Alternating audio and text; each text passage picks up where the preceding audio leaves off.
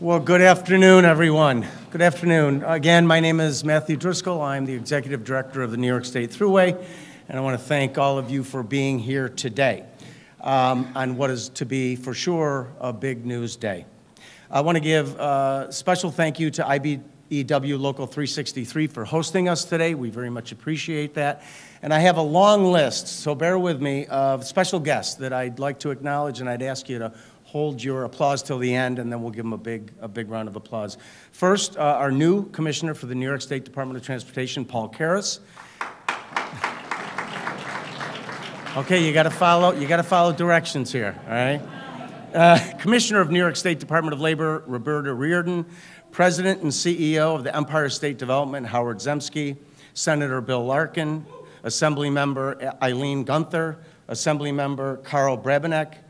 Orange County Executive Steve Newhouse, Chairman of the Sullivan County Legislature Luis Alvarez, Mayor of the City of Middleton Joe DiStefano, Jim Cahill, President, New York State Building and Construction Trades Council, Mario Salento, President, New York State AFL-CIO, Todd DiOrio, President, Hudson Valley Building and Construction Trades Council, Ron Diaz, President, Hudson Valley Area Labor Federation, Sam Fratto, whose house we're in, Business Manager, IBEW, Local 363, all of our town supervisors, village mayors, county legislators, members of the Mid-Hudson Regional Economic Development Council are here, and of course, all of our friends in labor. So now let's give everybody a big round of applause.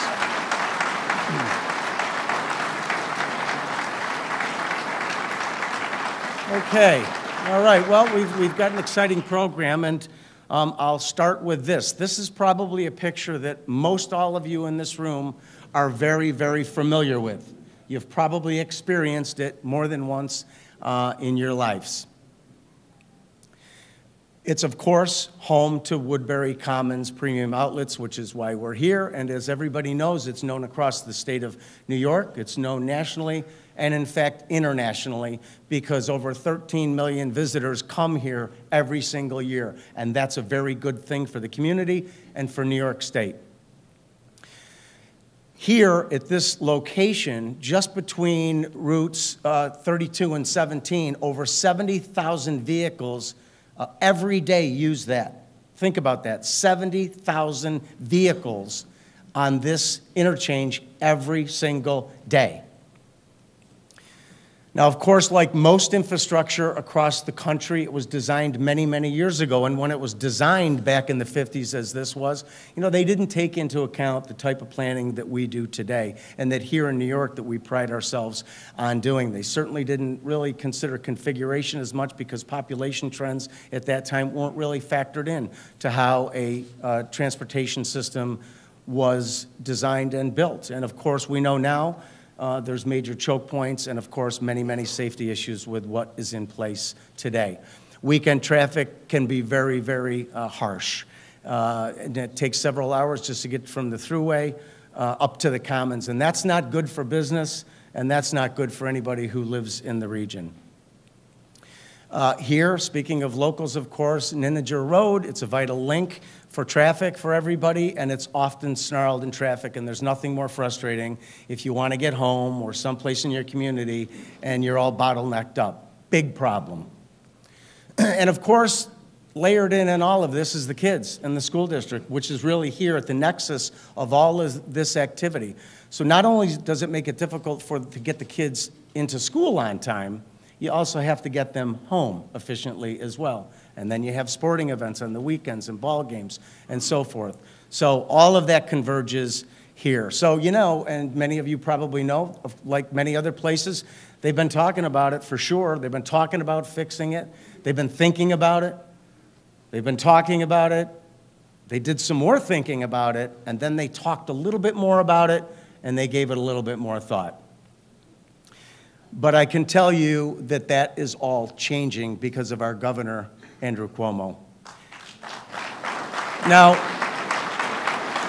in January, we may recall that the governor announced that we were going to get it done, and we were going to get it done fast. But I have to tell you, in a meeting that we had, he called some of us in to talk about this, not only to get it done fast, but to get it done right. and to build it in a way that allows expansion should it come, and build it for the future. Just don't build it to address today's issues like they did many, many years ago. Build it for the future, and that is what is going to happen. So, ladies and gentlemen, today really marks the start of the construction on what is a $150 million road, transit, and economic development hub redo right here in the Hudson region. Yes, please. You know, you can cheer too, because this is a very, very big project. I want to underscore that this isn't your program where you're going to see road restriping and other. This is a very big and a very comprehensive program that I'm going to lay out for you. The new hub is going to ease traffic, of course, and backups, which, as we've discussed, is a big problem, and reduce accidents, and that's always very important for the Department of Transportation and, of course, the Thruway as well. Safety is number one. The project's going to do several things. It's going to construct a diverging diamond interchange. It's going to replace the existing bridge on Route 32. It's going to build a new underpass under Route 32. It's going to, as we always do, and with our Complete Street program, looking to create bicycle and pedestrian safety corridor. That's very important. It's going to construct a new Woodbury Common Premium Outlets access point.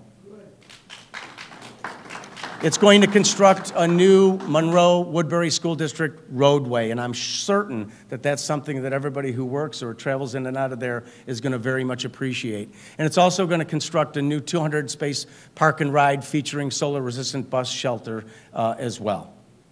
So first, we're going to be constructing a diverging diamond interchange, and that'll be, as you can see here, at the interchange. Now, what is that, right?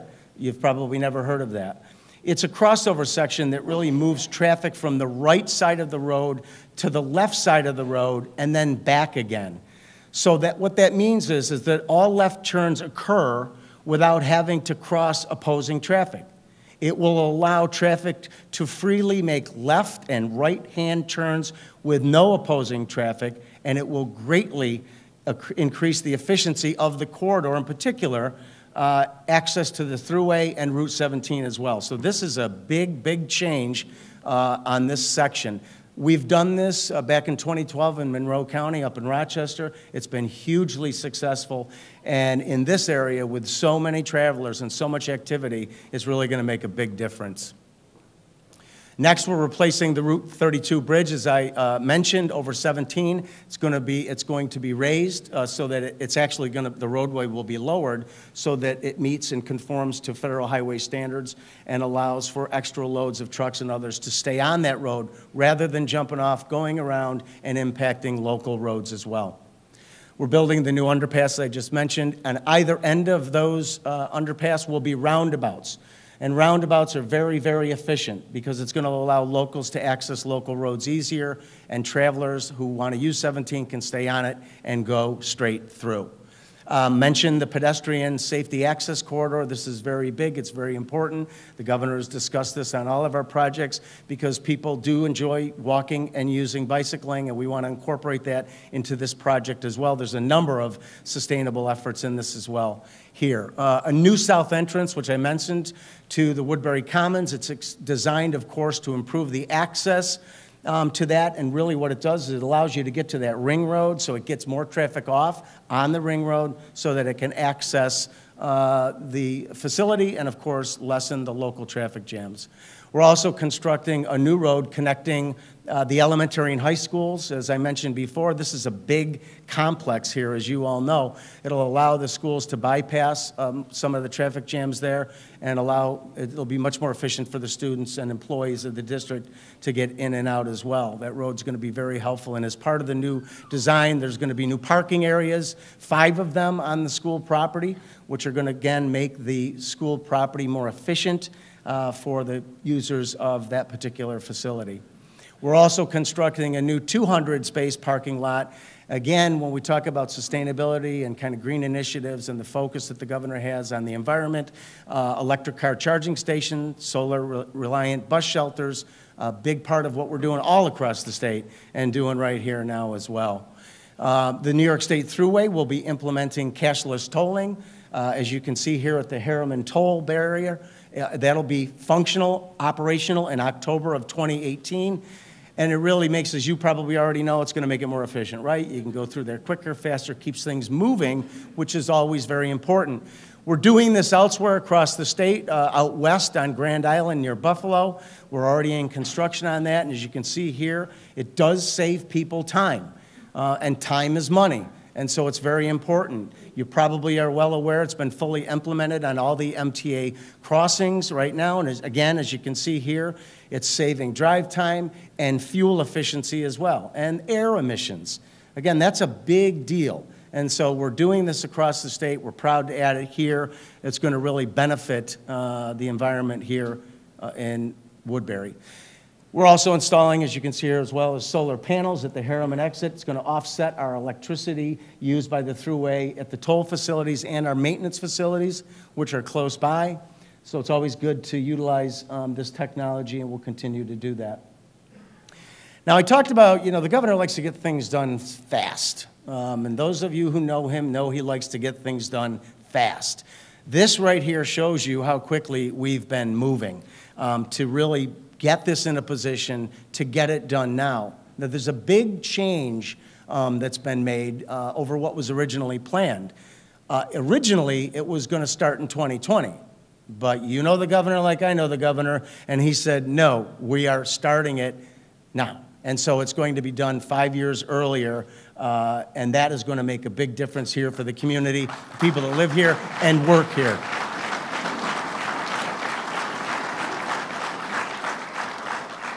So it really now, that's a snapshot of what we're doing here. I want to say that in many discussions that we've had and I've had with the governor, he's very focused on how with any transportation project that we do, that we must do, that we do and will do, we want to focus on local communities. You want to make opportunities for the people who live in the region. You want to enhance the economic viability of the region. You want to make smart decisions. Smart decisions. That's what this project represents, and I want to now introduce the person who drove the process, the leader of New York State, our governor, Andrew Cuomo. Great job. Thank you. Thank you very much.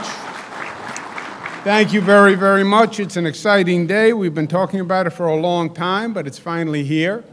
First to IBEW, thank you for having us in your house.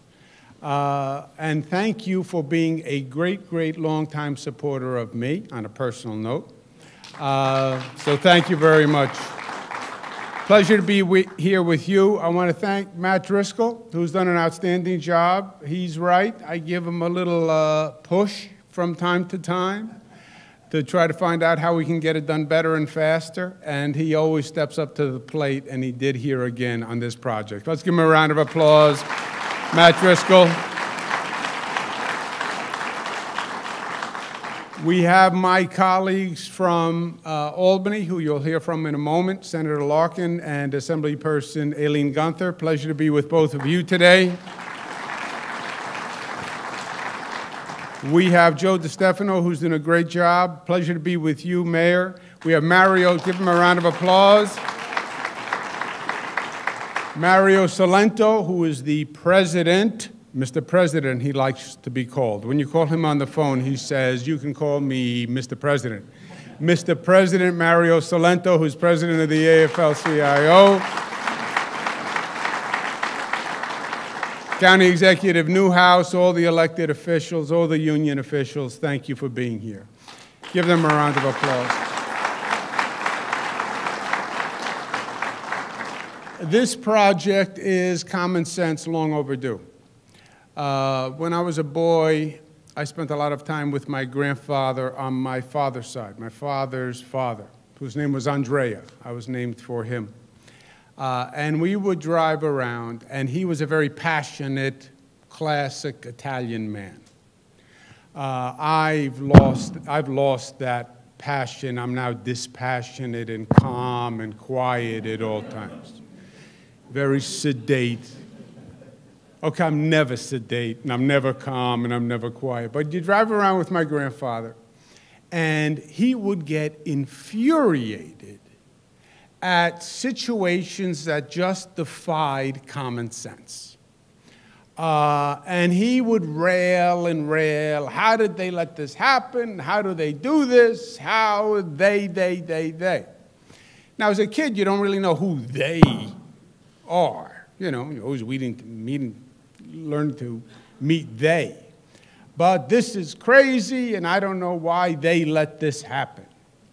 And he would really get very animated, so it would have an effect as a child. And then we'd be watching TV, and a politician would come on, a politician would start to speak, and he would go like this when a politician talked. And he would say, that's all they do is talk. But now we know who they was, the they that he was talking about. The they were the politicians, the they were the government, the they were the bureaucracy, they were the apathy. They were whoever was supposed to be in charge and doing things, and they weren't doing it. The Woodbury Common interchange would have driven my grandfather crazy. It was lunacy for a long, long time. That's a technical government term, lunacy. But it never made sense from the get-go. It was an interchange designed in the 50s.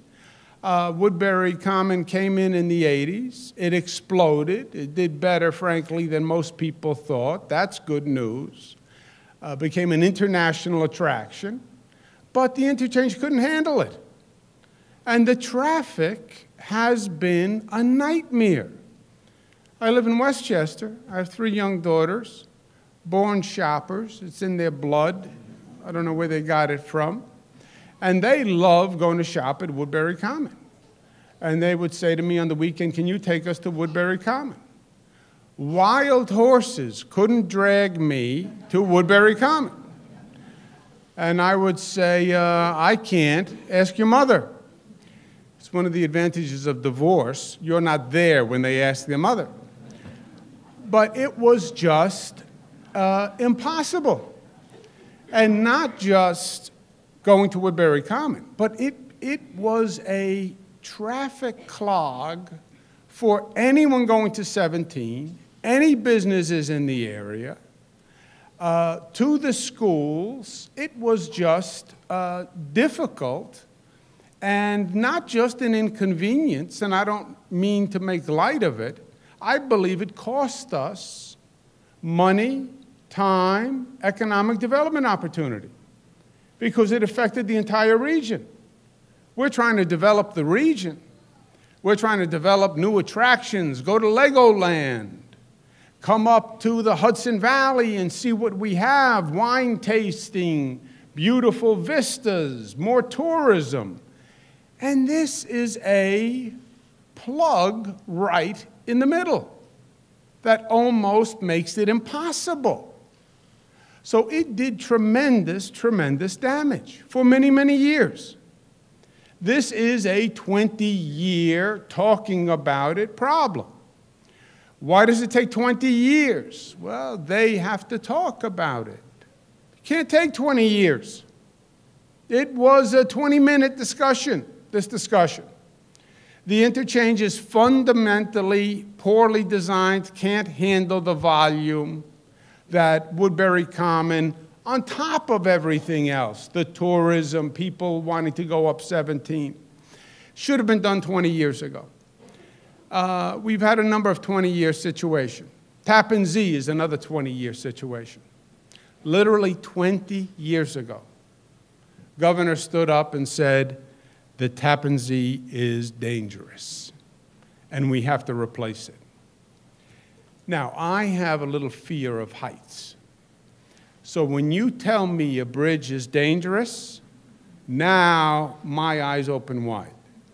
And the Tappan Zee, they would have those metal plates, if you remember, on the Tappan Zee Bridge. And you'd watch the vehicle in front of you, especially if it was a truck, go over that metal plate, and the metal plate would bounce just a little bit. And I swear I could see daylight between that metal plate and the roadway. And I would say, my luck, I'm going over that metal plate. It's going to move. I'm going down. I'm going to be in the water. I better take off my seatbelt. I'm going to get ready because I'm swimming. 20 years. They talked about it. And you know what they did? Nothing. But talk about it. 20 years they've been talking about the interchange. What did they do? Nothing. Why? Well, it's hard, it's complicated, we have to talk, we have to think, the local community, the this, the money, bop, bop, bop. That's not the New York way. That's not who we are. It is not a formula for success. If that's your attitude, you lose the game. You lose. Because you have other states, you have other countries that are building, and they're building fast, and they're building well, and it's pervasive. Last time this country built a new airport, 25 years ago. 25 years ago. You travel to any other country, you land, it's a whole beautiful, it's not even an airport. It's a welcome center, hotel, convention, shopping plaza. You visit New York, you land in LaGuardia Airport. Enough said. This project has to be done. It has to be done right, but it has to be done quickly. And that's exactly what this plan will do. It is a total redesign. The Virgin Diamonds have been used before. They are the state of the art in moving traffic quickly. Separate access to Woodbury Common. You're going there, God bless you. That's a separate access route. You're going past. You should be able to go past without getting caught in the Woodbury Common traffic. Separate access for the school, because they're trying to get buses in and out and move students in the midst of all this. And the entire project will be a $150 million project. It's a lot of money. But, as I said to my colleagues in the legislature, we don't have an alternative. It has to be done. And it has to be done right. $150 million sounds like a lot of money. That interchange has cost us more than $150 million in lost revenue, lost traffic, lost opportunities. It has cost us more than that. The original plan was it was going to happen in 10 years. I don't believe in any 10-year plan. Nothing can take 10 years. Nothing. In this day and age, nothing can take 10 years. So Matt Driscoll sharpened his pencil. We saved 5 years. We're looking to start construction as early as next year.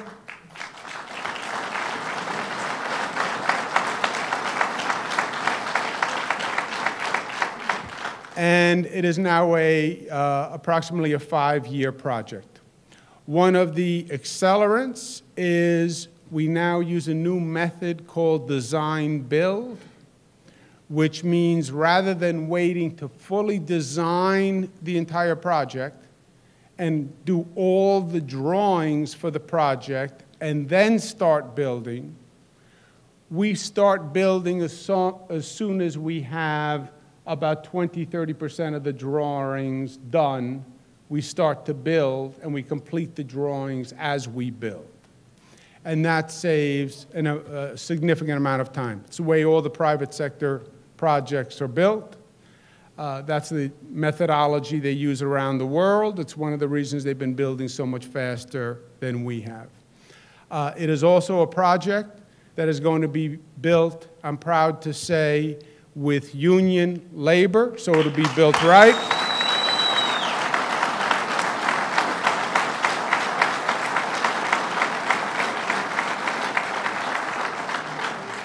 It will be built right, and it will be built with quality, and it will be built safely. That's one of the things people forget. Why build it union? Well, first of all, because we believe in the union movement, that's true. The union movement built the middle class in this nation. But when you build union, you build better. More skill, more apprentices, you're investing in the industry itself, safer construction. That's what you get when you build union. And that's why we do it every chance we get, and certainly every project that we're involved in. We're also going to do cashless tolling at Harriman. Cashless tolling is another one of those situations that my grandfather, if he had to stop at a toll booth, would go right into his routine about a toll booth. Other states have had cashless tolling. They've had it for a long time. We have brought cashless tolling to a number of locations.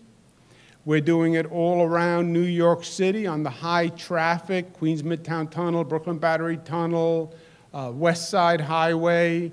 We've started it up in Buffalo. It makes tremendous sense. Tremendous sense. There's an initial investment, but you literally don't stop the car. It saves tremendous amount of hours. It stops cars from sitting there and idling. It is a tremendous advantage. It's also a great security measure that people don't think about. Those cashless tolling machines, they take a picture of your license plate, and they can run that license plate against the databases that the New York State Police, et cetera, keep. So if you are on a watch list, or if you're on a terrorist watch list, that plate will register, and we have state police who are at those cashless tolling places, because as soon as they get a hit from the license plate reader to the police car, it's just a matter of seconds. So as a security matter, it's extraordinarily helpful, especially in these crazy days of terrorism, et cetera. But it's an added asset. But we're going to have cashless tolling at Harriman, which, as you know, can get very backed up. Forget Woodbury Common and all that traffic coming in from 17. Just on a Sunday night coming down from upstate or coming up on a Friday, the backup is horrendous. Cashless tolling will reduce that down to literally 50% of the amount of time, because you just never slow down the vehicle. So we're excited about that. And all of this in a context. Cashless tolling, $150 million construction project.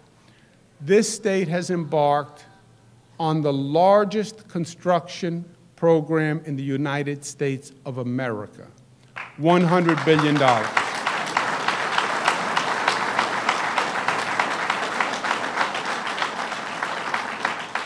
Why? It's very simple.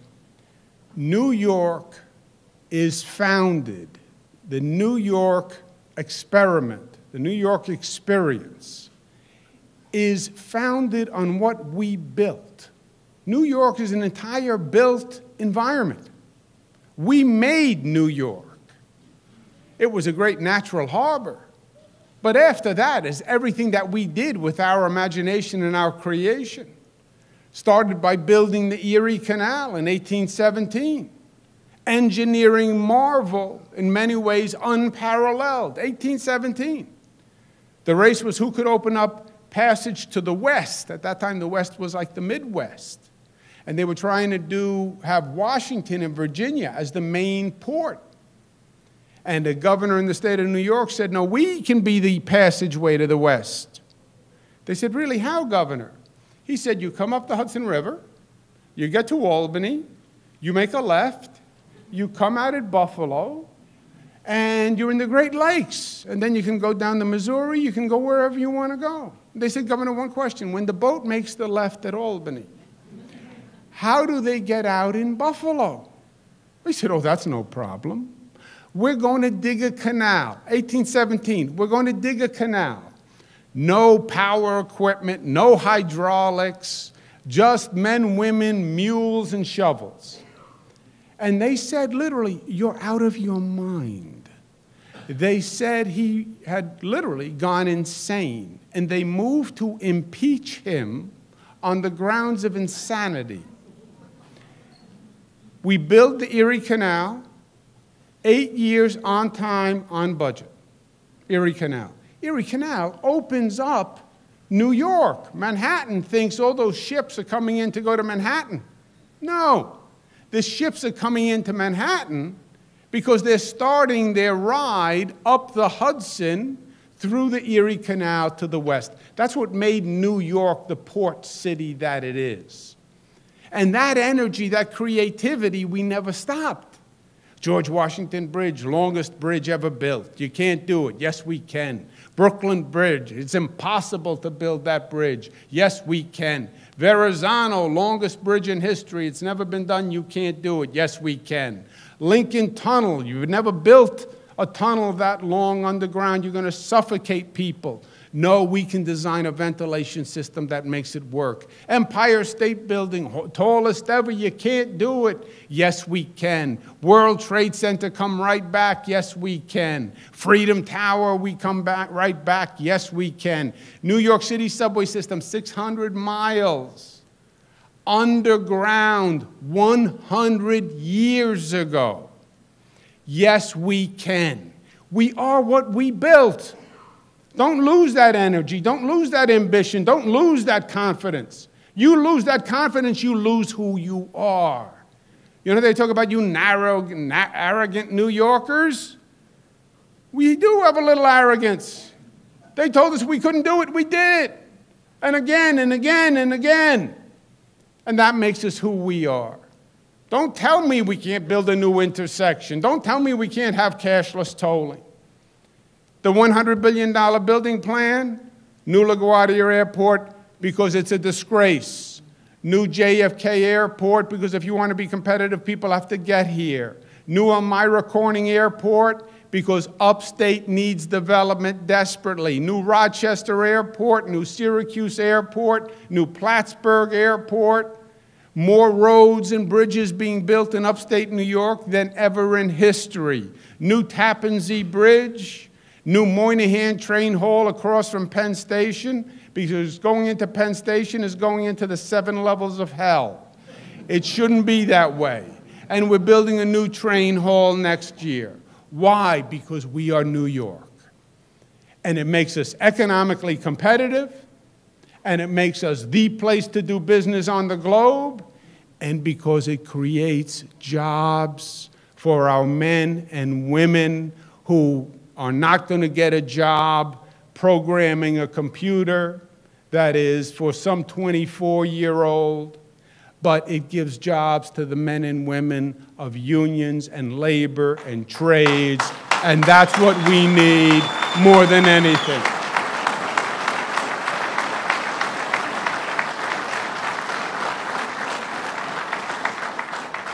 Best thing I heard from the Trump campaign was when he said, I'm going to spend $1 trillion on infrastructure.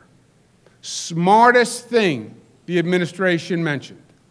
I went down and met with the president. I said, I'm in. Any program you want to do, I'll do it with you. We have to build a new gateway tunnel from New York to New Jersey because those tunnels are collapsing under the Hudson River. All the trains come in that way. I said, let's do that together. Whatever you want to do, we'll do together. Any project you want to do, we go 50-50. I have a name, Trump. Whatever it takes, we'll do it. That $1 trillion infrastructure program never materialized. The best idea they had never materialized. That's okay. New York waits for no one. We're going to do our own $100 billion project. We're in the middle of it. And New York, as you know it, is right now being transformed and is going to be a different, fundamental state in just a few years. These projects are not proposals, they're not on easels, they're not being studied. They're being built, and they're being built right, and they're being built fast, and they're being built now. Fundamental obligation for every person in this room. Leave the place better than you found it. Leave the place better than you found it. As a citizen,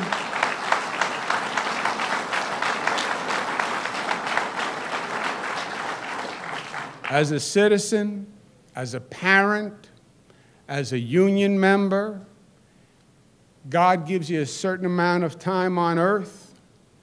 It seems like it gets shorter and shorter every day. Use that time to leave a better place for your children. So at the end of the day, you can say, I made this state a better state.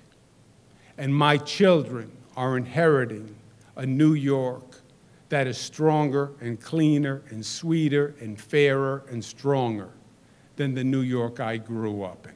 I'm leaving them a better home. Together, that is exactly what we are doing. And it's my honor to do it with you. Thank you very much.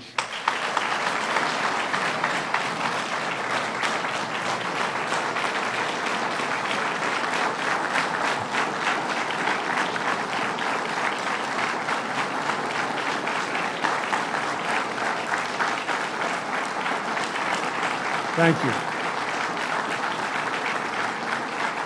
Thank you. Ladies and gentlemen, give a big round of applause to Jimmy Cahill, President of New York Building and Construction Trade Unions.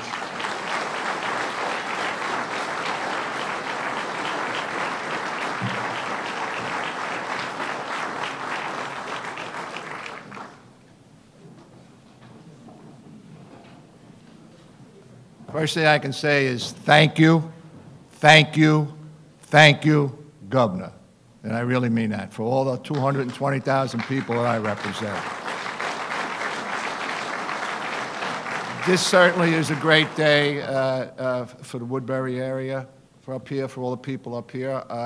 And it wouldn't have happened if our governor didn't do it. I live next to the Tappan Zee Bridge, which is now, thankfully, the Mario Cuomo Bridge, because if we didn't change the name,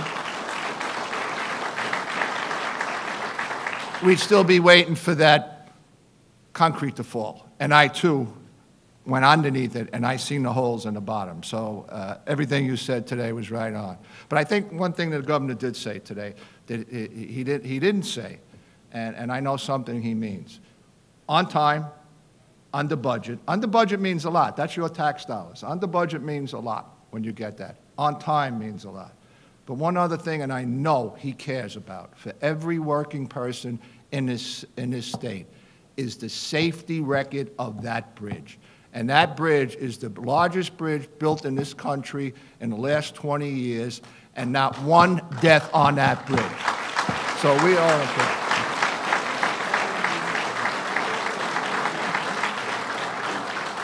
You know, the governor, in his initial remarks saying, he's calm, he's not calm, he's not calm.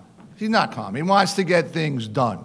And you get calls from the governor. I was in vacation a couple of years ago when we were talking about the Tappan Zee Bridge, and I was with my grandchildren, and the phone's ringing, and it's the governor. What are you doing? I said, well, I'm on vacation. Well, you got to get back to New York. We're getting the bridge done. I said, oh, really? It took 20 years to get it done. We're going to get it done. He goes, yeah, come on back up. I said, what am I going to do with my kids? I'll leave them with your wife. That's what he told me. So, but, he does things that I just can't say. And he does them for the people, all of us, that are in New York. He's a gentleman. He's a class act. And I can't say enough to say thank you for what you did, everybody. Again, Governor, thank you.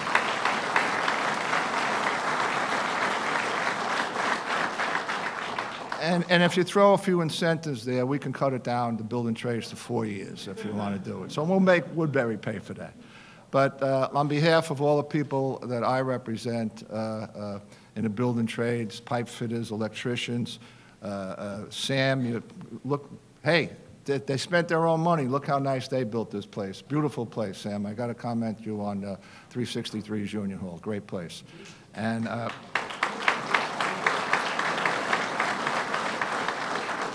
With that being said, I'm not going to take much time. I do have one chore to introduce one of our senior congressmen, senators here, Mr. Larkin and Senator Goya, coming up. They're going to say a few words. And again, thank yous and all. Again, Governor, thank you enough, and everyone have a happy holidays, and pretty soon you won't have the traffic that you've lived with for the last 20 years. Good luck to all of you. I'm 90, I can't wait. Governor, my aunt and uncle who raised me said, treat ladies right, ladies first. Well, thank you, and I'm glad that our governor is a great listener to his grandfather, because this is such an important project for all of New York State. You know, in 2 years, we're going to celebrate the 50th anniversary of Woodstock, and that's an international crowd that will be drawn to our area, and this will help so much. Thank you to IEBW, thank you to all of our union workers, and it's about time that this happens so that Mid-Hudson area can host more tourism. Thank you. Now, wasn't that nice? She wrote, you missed one word. What was it? I said goodbye. Goodbye. Governor, I want to tell you something. You know, there's no I in team. And cooperation, teamwork always produce positive results. And if we have to go back in history, some of you are a little older than me, know it. George S. Patton during the Battle of the Bulge said, when things were heightened up, some of the leaders are saying, well, we can't do that. Oh, we can't do the airdrop, we can't do this. He said one thing, leader, get the hell out of the way. The governor was polite. He didn't say get the hell out of the way. He said, come join us. We owe this to the people of the state of New York. Governor, stand up and say, I told you so. Governor, I thank you for letting a lot of this stuff go by. People said, well, we're spending money. How do you think this was built? There are people out there that were looking for jobs.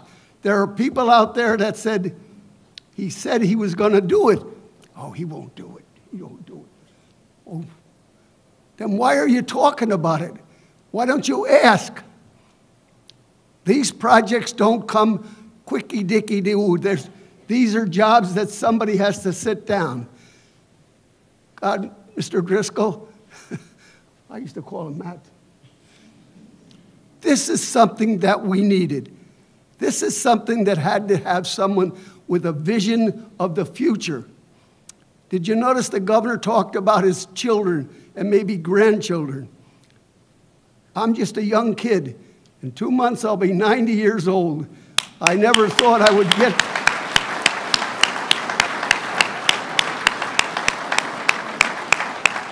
All I can say is, Governor, you don't have to take a back seat to anybody. You know what they can do. And we all know what you can do. And we're very proud of you. Thank you.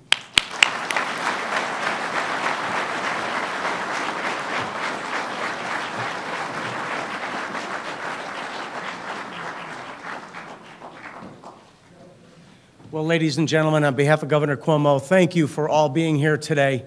And please, enjoy the rest of your day. Thanks very much.